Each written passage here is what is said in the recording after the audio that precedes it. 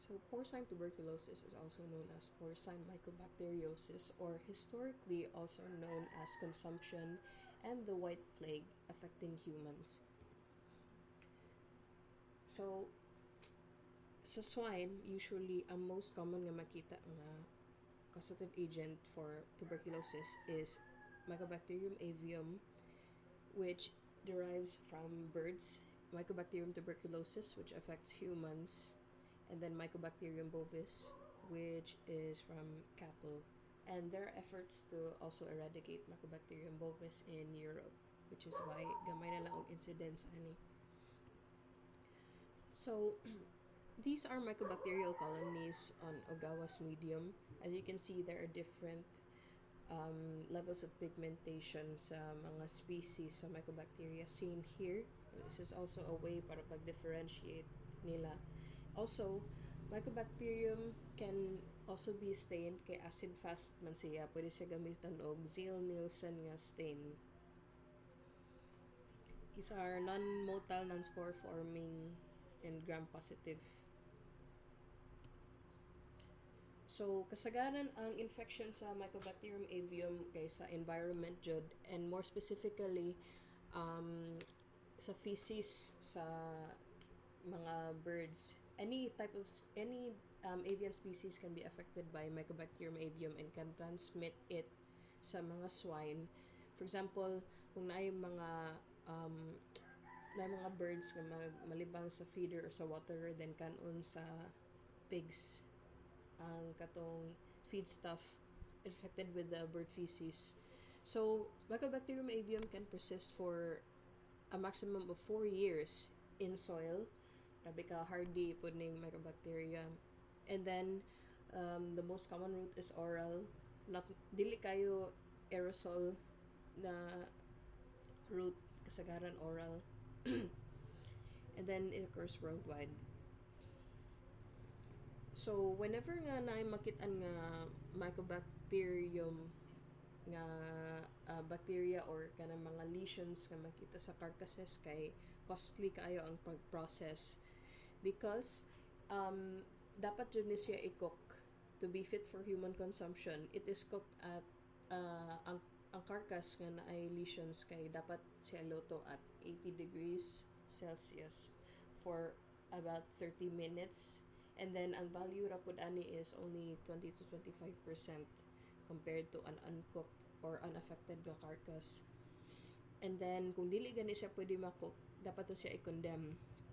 So, aside from Mycobacterium avium, Mycobacterium bovis is occasionally found in swine lymph nodes during meat inspection. So, Mycobacterium avium complex, ang kaning mga swine kay not necessarily sila jud mo'y pinakadako a contributor sa pagkanang transmit jud ani. So kanang dili kayo sila ingon nga dako kayo nga threat. However, as mentioned previously, dapat jud mag-take og steps such as cooking the carcass, condemnation sa mga carcass, etc. So kanang as mentioned previously, it occurs globally and then is present year-round. And then, Mycobacterium avium affects children and immunocompromised individuals. In children, makakos siya og lymphadenitis. And then, lisod kung kada maka-affect siya og mga individuals nga naka-organ transplant or naay immunodeficiencies. And also, kanang naanay pre-existing nga lung disease. So, muni ang effect sa Mycobacterium avium. These are pseudotumors. These can also happen in other parts of the body, kanang dili lang sa face. So, kasagaran sa tuberculosis in swine kay makita ra jud ang lesions post-mortem. So, ang kalisod man gud ani is that kana mo produce yung weakness and then weight loss, pero wala kay other clinical signs nga makita. So, sa death ra jud slaughter jud mo makita. So, these are some lesions that you can see. Ang kaning sa A is sa bronchial lymph nodes, And then B and C kay submandibular na lymph nodes.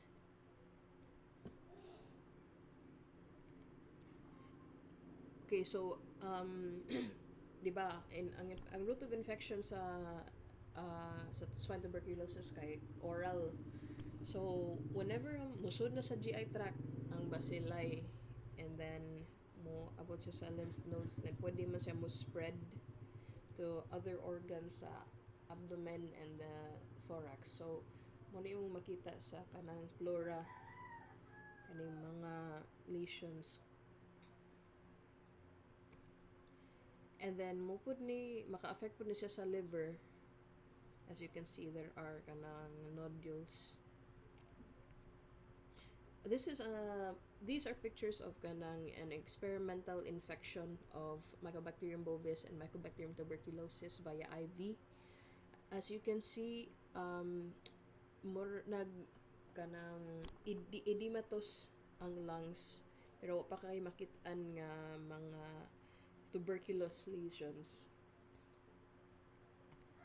And then this is an experimental infection of the same agents, bovis and tuberculosis respectively, pero aerosol route lang ni siya, and then gipaabtan siya og 9 weeks. Since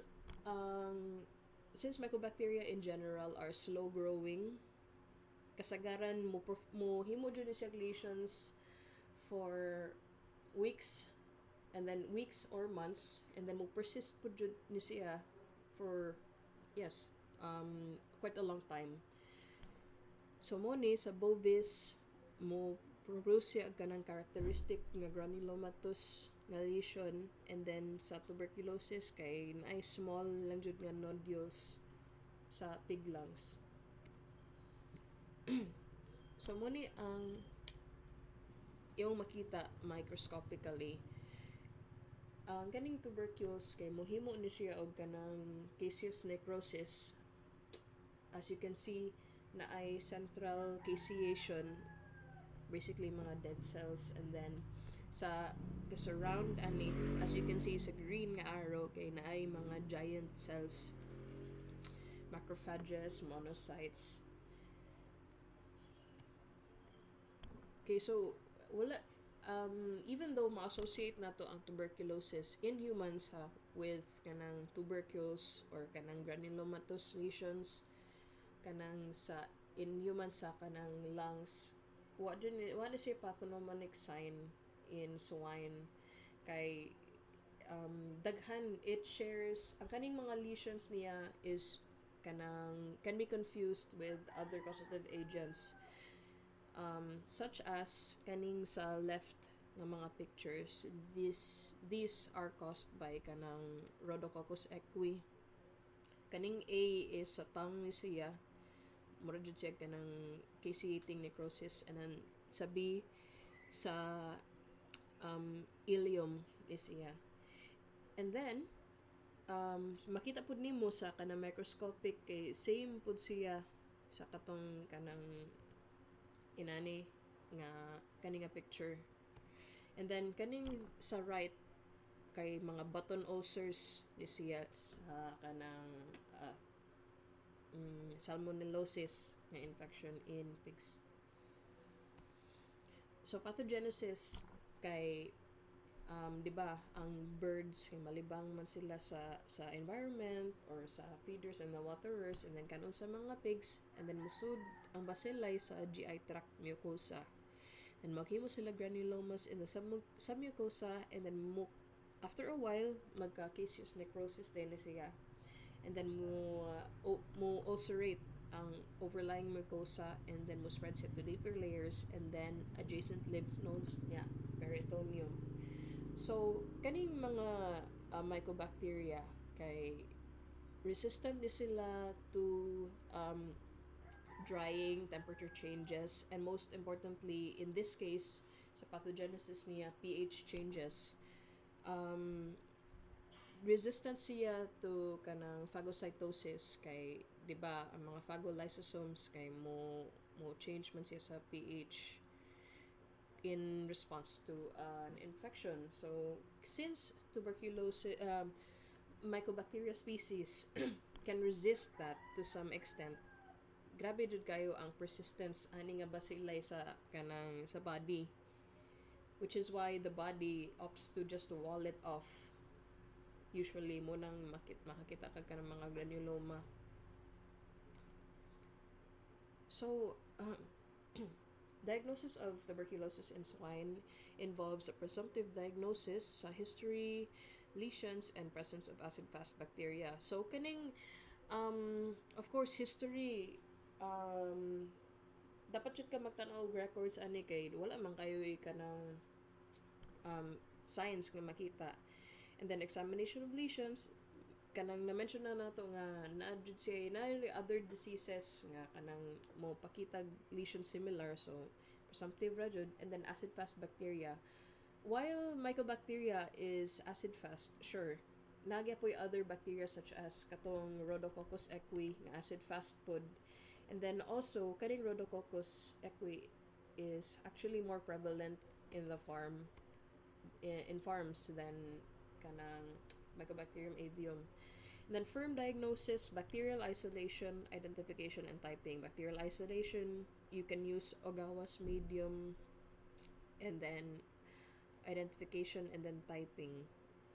And then confirmatory diagnosis, PCR and IHC. Usually, ang kaning nga measures kay ginabuhat na ni siya when there is a possible risk in humans. Okay, so this is the tuberculin test. It is the most important test for tuberculosis in swine. So kanang mag-use ta ang main jud nga kanang let's say material nga gamiton are purified protein derivatives or mga antigens sa avian tuberculosis and bovine tuberculosis, M. avium and M. bovis respectively. So ang buhaton ani is mag-use og McClintock na syringe, which is the picture on the far right, and then 0.1 ml of both of these materials kay ibutang siya sa base sa pina. So one on each ear, and then i-measure siya with calipers. Ang starting dimensions sa kanang intradermal nga kanang injection of these liquids, and then after 48 hours i-measure na pod siya balik, and then tan-awon ang color. So as you can see, in humans ni siya the reactions depending on the kanang if positive ba siya or dili. So ang gani nga test kay has a higher specificity, taas na siya specificity, over 99%. So that means kanang it is more efficient at ruling out if negative jud ka. So this is a sample tuberculin test chart. So treatment is not feasible kay if makikita na gani ka og kanang tuberculous lesion sa usa ka pig, pasabot ana ang herd na jud ana mo'y affected. Dakong chance nga ang herd nga kay affected. So pwede ka maka treat if you really wanted to, pero dako kayo ang risk because kanang makakos mangod siya ang kaning mga drugs nga ginayuse for tuberculosis kay mga broad spectrum, and then makakos jud ni siya og kanang resistance. So test and slaughter ra jud mo'y nindot nga pag control ani. So prognosis is guarded kay kanang you can't really know kay patyon naman diretso ang kanang swine. Slaughter ba jud ang swine, so kanang dili kayo nimo kanang mabantayan until mo waste away na jud gani sila. Usually the disease greatly affects katong mga older stock, mo kalit lang sila ka weight loss, and yes, they waste away. So guarded kay dili kayo variable iyahang kanang effects.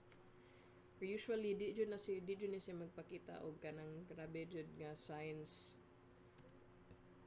So control and prevention, di ba, dili man angay nga i-treat jud siya. So control na lang jud ta. um, avoid using kanang mga beddings nga porous, and then pwede siya puy-an sa mga bacilli, and then kanang magkal na lang jud ta, and then as mentioned previously, test and then slaughter, and then all in all out, then separate rearing of swine and poults, and also kanang make sure nga protected ang farm against kanang entry sa mga wild birds, kay mo man jud mo'y kanang unpredictable or like flighty, no pun intended, nga cause sa pag-transmit sa Mycobacterium avium. Thank you, that is all.